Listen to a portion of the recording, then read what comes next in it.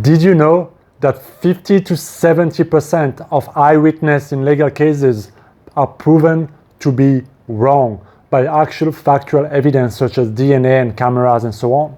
50 to 70% of eyewitness are wrong. Imagine that. You may be wondering, how is that relevant to me? But this is a talk that is so important about the power of your imagination and how your imagination is tricking you to believe things that are real, but then true are not real. But they're only real because of your own belief in your old memories. Because if 50 to 70% of eyewitnesses swear that I saw this, I saw him or her or them do certain things, and then it's not the truth because the camera or the DNA showed them that they were nowhere near that place, imagine how wrong we can be about things, events, and situations that happened to us in the past that still hold us back today, that still make us suffer today, that still create perpetual events in the future, and we are completely off track about those events. Because let's face it, memories only exist in your mind. The past is gone. It's intangible. It'll never show up. The only residual memory that we have is in a memory, in our thoughts about it, in our memories of what we think happened and how it happened, and the story and the emotions we've created around those events and experiences that we had. Some are great, some are neutral, most of them we don't remember, and some are bad, some are angry, some we're resentful, some we're not over of. So it's so important because who you are today is a manifestation, a result of all the past habits and decisions and events that brought you here today. And a lot of us, most of us, still hold on to negative emotions and beliefs that come from past experiences. We suffer, we remember things, we grudge about things, we have attachments over things that happened in the past that holds us back from truly living the life that we really want. And if we want to free our future, we have to be able to let go of the past in the now.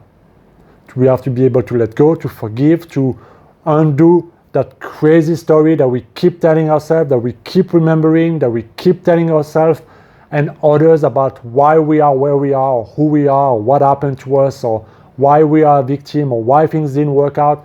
All those stories are only real in your imagination. And I know this may sound bold and weird because you lived it, you've been there, you have the memories of it, and it feels so real in your life.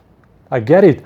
And I'm not saying that something didn't happen, but all that you remember today is the story you created about it. Because where you are today is not that person in the past. But your mind doesn't know the difference between imagination and memory. In fact, if you look at a brain scan, when you activate a memory, you think of the past, or when you imagine the future, it is the same part of the brain that activated. What does that tell us? It tells us that for your brain, imagination and memory are the same because they're intangible.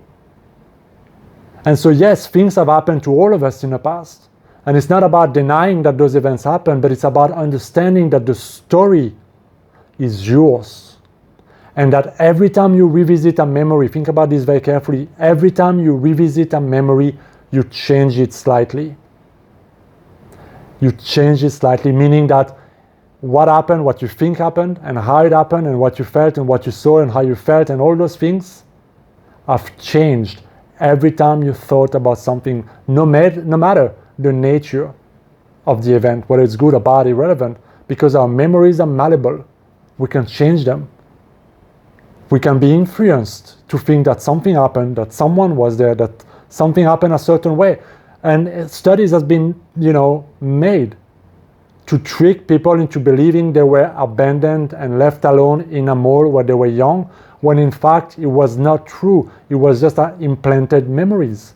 But people started to believe in that memory as if it was true.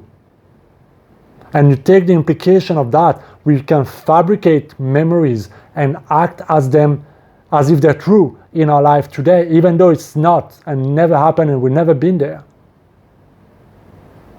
But that can also be used for you, because if you can start to understand the power of your stories related to the past event, but also the power of forgiveness, you can start to let go of all that things that's no longer alive, that's only alive in your imagination, in your memories, that is clouding and holding you back in a cage in your now and blocking you from all the abundance and opportunities in your future.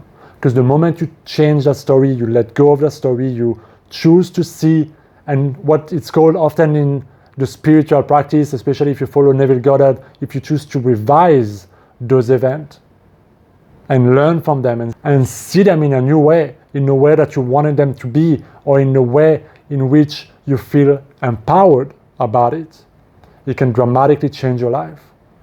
But you can also go further and you can start to revisit those events and you can start to learn from them and you can start to gain qualities that you needed back then and become a person that can transcend all form of experiences in the future because of that event. And that is the power of revision. That is the power of actually using memories of the past with your imagination in order to have resolution over those memories and no longer suffer from your memories, from things that happened so long ago, and free yourself now and let the past go so that you can be free to create again.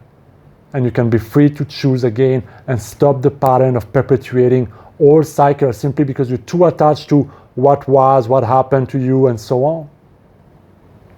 When you break that victim story and you choose to revisit those events, those memories that are making you suffer and worry and angry, and you choose to let go and turn the past into wisdom and recreate yourself, you will hold the power back again now to create in